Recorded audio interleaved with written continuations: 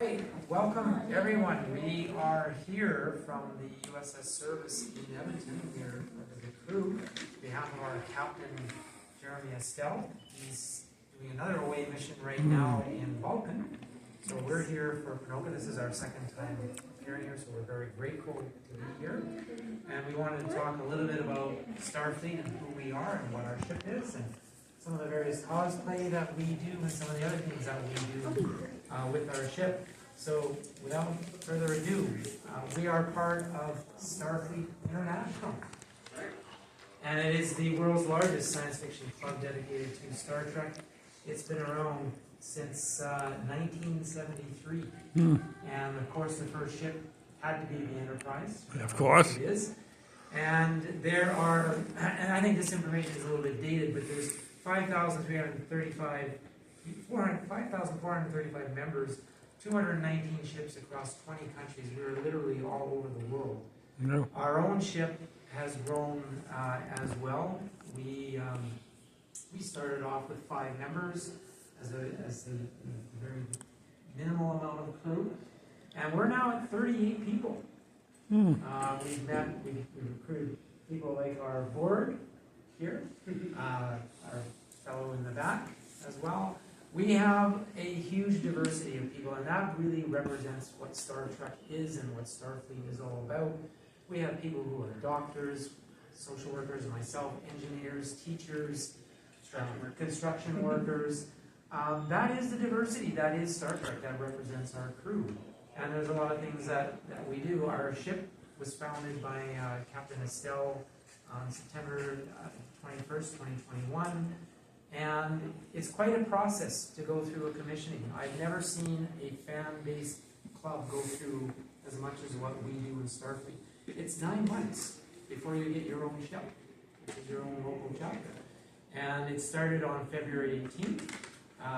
We started on Region 13, and we partnered up with a ship there, and we even had Garrett Wang, as I'm sure people know from Voyager, attend. And we were deployed and commissioned with the designation NCC 63711. Service leads the way. We're a Kira class warship. We're a Kira class battle cruiser, assigned to defend the Federation. Yeah. Tell us more about that. Yeah, so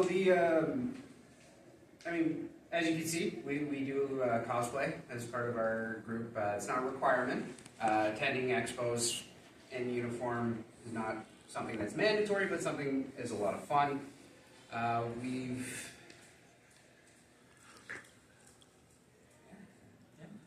What else do we do? I mean, there's more to just Star Trek. So group activities, game nights, watch parties, team building.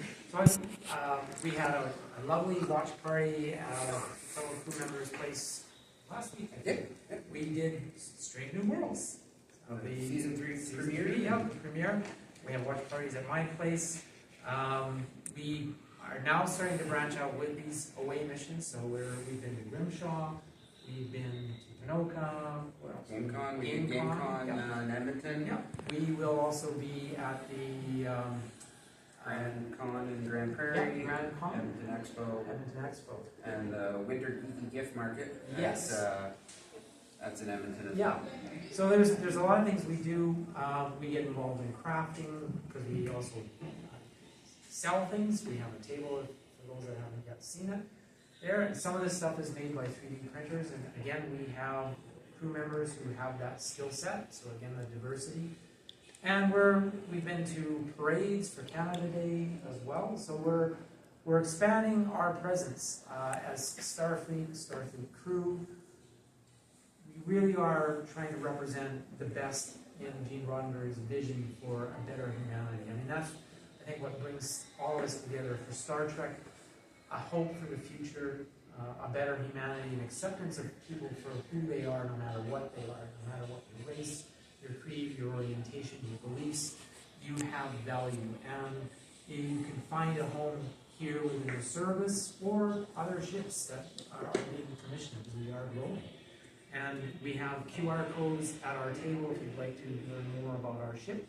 If you'd like to join the crew, we certainly would welcome you as well. And why are we together? Because again, we love Star Trek. We are trying to be leaders in our community. We're trying to promote Starfleet. It is an amazing organization, and it's a great way to make friends. I met Rick here just recently, and he's here with his children, who are the future of Star Trek as well. Yes. Expand on that. So with Starfleet International, it does operate just like Starfleet from Star Trek. There's ships, star bases. We all have positions, ranks. I'm a Lieutenant Junior Grade Chief Security Officer for the Cerberus. Our crew, we have a captain, an XO, we have Chief Engineer, Chief Science Officer, Chief Medical Officer, counselors. So just like a real ship, and you earn your ranks. So ranks aren't just given by age or anything like that. For example, getting to ensign, you have to complete the cadet course. Once the cadet course is complete and you do the command course, then you get promoted to lieutenant junior grade. And the rest of the promotions come from participating in events and doing different courses through Starfleet International. Starfleet International offers hundreds of online courses. They're a lot of fun. A lot of them are Star Trek based. They do have other sci-fi based as well, and real life based. As going through as chief security, I was required to do several of the courses, some of which have to do with law enforcement and security, and they were both security in Star Trek as well as law enforcement and security in the world we have today. Learning the history of law enforcement as well as the history of security in Star Trek. And we also do have a cadet program. So when you become a member of Starfleet International, members over the age of 18 can vote and hold ranks.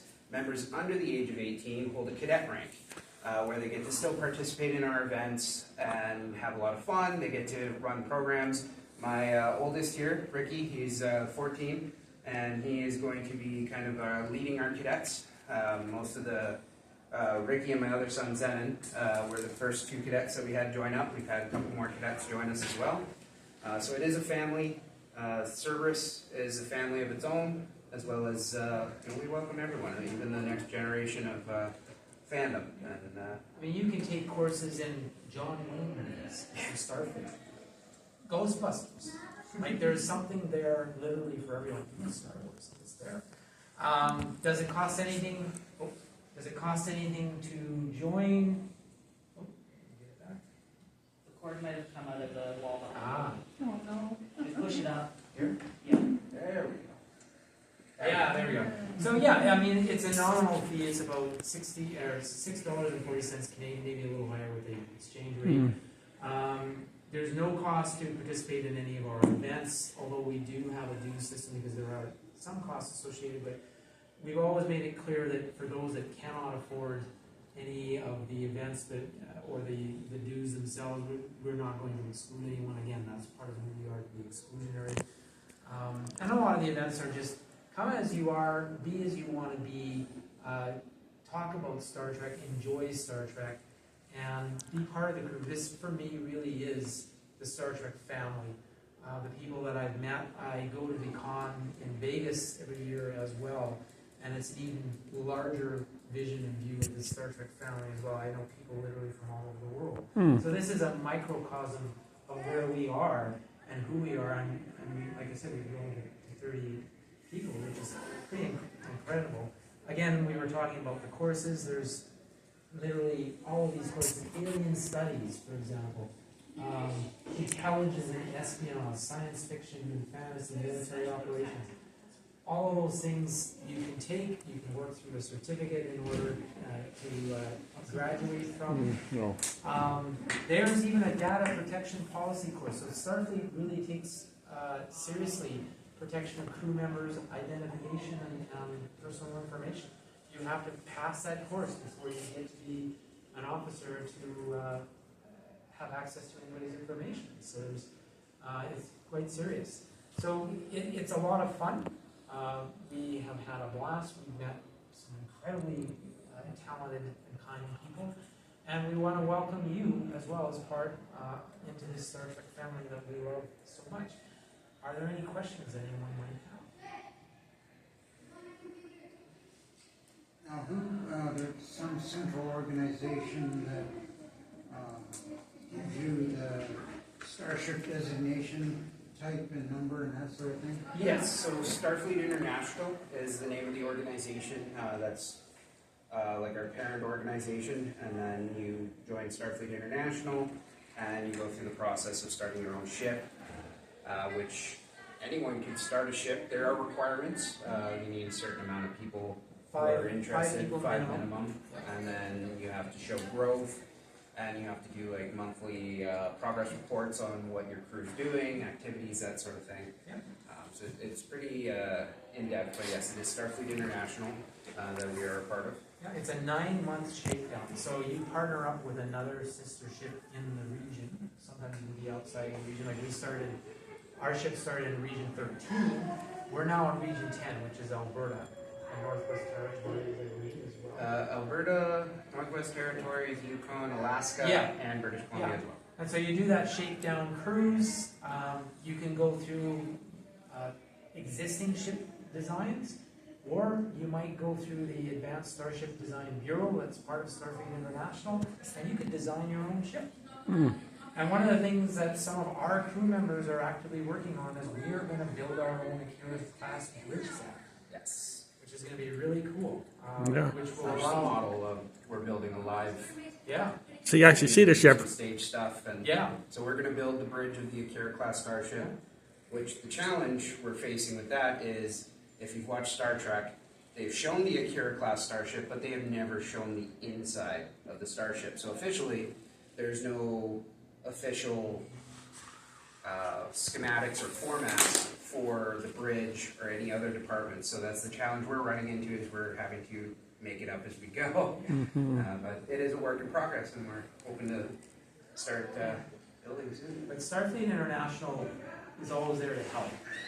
They've been very supportive through our ship and all the other ships. There's nothing that you can't ask them. Yeah, they have their own admiralty board. They have an inspector general as part for investigations if need be.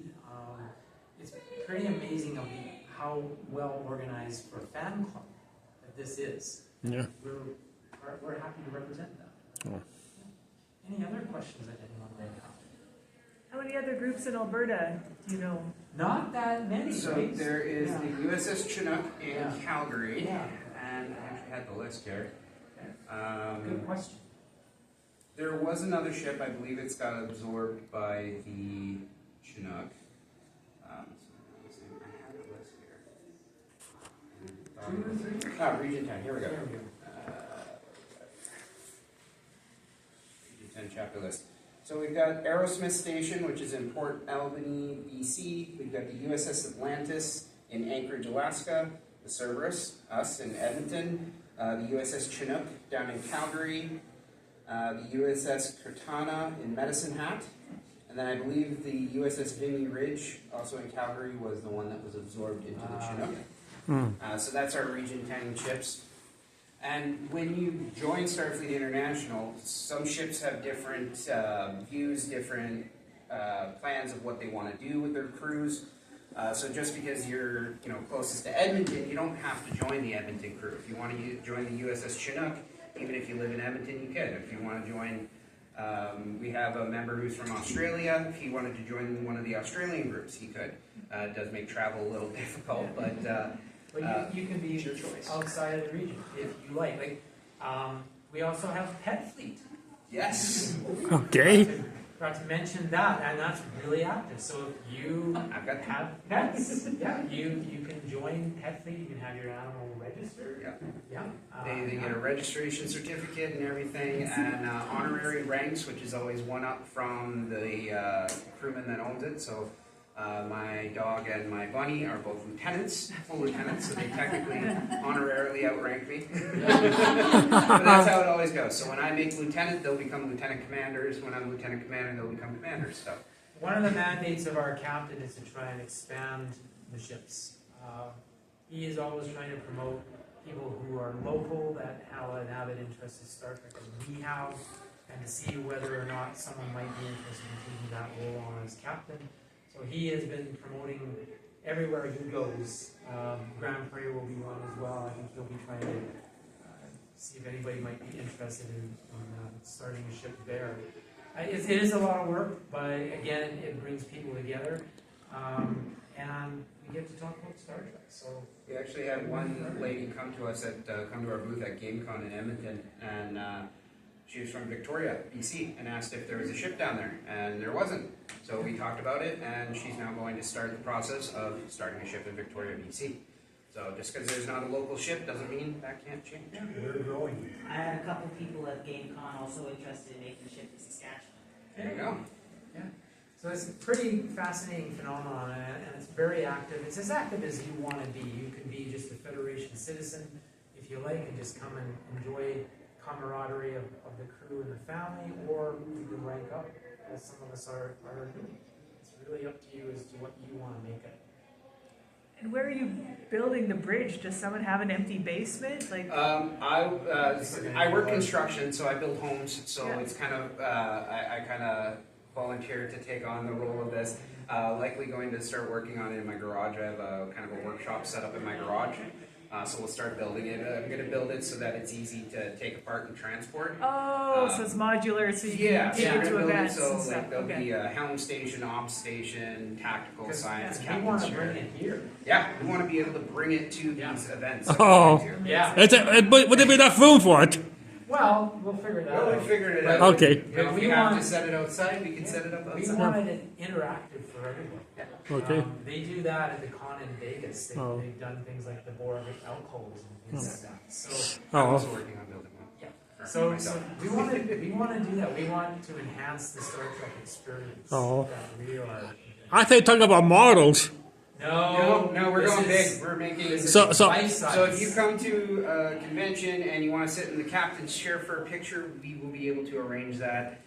For example, also the Borg alcove that I'm building will be a full-size Borg alcove. So if you want a picture and in a Borg we alcove, don't charge for that. and we never charge for that. Yep. Some cons that we do, we ask for donations to certain charities that are going on. But we that's should mention our captain has just achieved registration society. not for profit. It's not for profit society. Yeah, we just managed to get that off the ground for us. So Good. We're a registered non-profit society now, part of Alberta, I guess, right? Yeah, which gives us a lot more things that we can do. That's a lot more Flexibility. cost-effective, a lot more flexibility. And the nice thing is getting invited to certain things like this festival here. We were invited to GameCon, which was, I don't know if anyone's ever heard of GameCon or been there. I think so. It's huge, it's massive. They took over most of the Edmonton Expo, and we were honored to be invited to that. And it's just how we're growing. We're Pretty successful. we're becoming a pretty good group, and we try to be out there as much as possible. As you mentioned, Canada Day Parade. There's also the Klingon Assault Group, That's right. which is also local to Alberta. So if you want to be a Klingon, there's a Klingon Assault Group option as well. They actually invited us to walk with them at the Fort Saskatchewan Parade, and we were also invited to the Vulcan Canada Day Parade. So we. So sometimes we cohabitate in activities, even though we're dire enemies of each other, but it's just so much fun. Maybe in your era. Well, yeah, my era. Yeah, maybe not so much. My era, we're kind of at peace. Yeah, not so much my era. Any other questions? Do all roads lead to Vulcan? Do you all have to go there eventually? No. Vulcan, like going to the events is fun and it's great, but it's not our main focus. It's not the main thing that we strive to do. It's getting together. We're basically a bunch of Star Trek geeks that like hang out, and if you've ever had that where you want to talk about Star Trek but you got no one to talk to, well, we've got each other. But I would tell you, next year, as anyone knows, it's the 60th anniversary of Star Trek. Yeah. That's huge. How many TV shows can you name that are still going after 60 years Well, and have different- so many different- iterations of TV yeah. shows that are Star Trek? But it'll be huge. I went to the 50th anniversary in Las Vegas. I've been going ever since, minus the 2 years that we were shut down for the pandemic. I went in spirit. It's an amazing experience. The people you will meet there become your family and your friends. And really, there's only 3 original actors left. I would encourage anyone, if you're thinking of going, it's 5 days of Star Trek. 5 whole days. They've expanded, so this year I'm going, next year it'll be 5 days. And it's affordable because they have different tier tickets, so there's the gold, there's the captain's, the copper weekend, and then there's general admission tickets. Oh. The upper ones give you a seat that's guaranteed to be yours for the 5 days. But if you just want to do general, but there's panels, all the actors are there from all the shows. We get NASA scientists showing up. We had people from the James Webb Telescope last year do a beautiful presentation on that telescope and pictures. So Star Trek, if anything, has influenced real science. We had Michelle Nichols, decades ago. She was in the forefront of promoting people to come into NASA, people of color, women. And through that, we've had scientists come back to that. So if you get a chance to go to a con, it's well worth your while. You will certainly see what the camaraderie is all about. And a lot of fun. And, It is a huge amount of fun. And with this group, you get out of this group what you want to get out of this group. Just because we, have ideas of what we want to do. If a member has an idea of something they want to do, if we can make it work, we'll make it work. I mean, At the con, they do away missions to Walmart. We have the local USS Las Vegas there. We have a lady there that's taking us in her own vehicles and other volunteers shopping. They're doing a Trek-themed dinner and charades. Last year, there was 35 of us that went. That is a vacation that is beyond anything you'll ever go for anything else.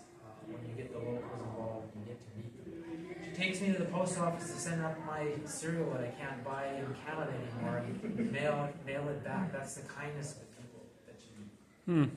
Yeah. and even across Canada too. If you want to go to an event, I know there's a big con in Toronto that I'm thinking is. I'm originally from Ontario, and I'm thinking pretty sure it's going on when I'm going to be visiting. And so I might, I'll probably open hailing frequencies to the local group there and see if I can hang out with them for a bit and check their out. So we're always welcome people from other groups as well who want to just come visit, check things out, see how we operate. It's an option for you as well. Yeah. Lots of opportunities. Any other questions that you might have? Yeah, a lot of great questions here. We like questions. Is Starfleet headquartered in San Francisco? No. Where is it? It is in the United States. Technically, too, as well, in Star Trek, Starfleet headquarters is in Paris, France. That's Starfleet true. Academy is in San Francisco. I But remember I'm where not they are. actually I 100% should sure. know that. Yeah, I can't remember where Starfleet International Yeah, headquarters because is. they were obviously founded in the United States in 1973. Should know where they were. I know I have it written down. Yeah. And they've branched out ever since.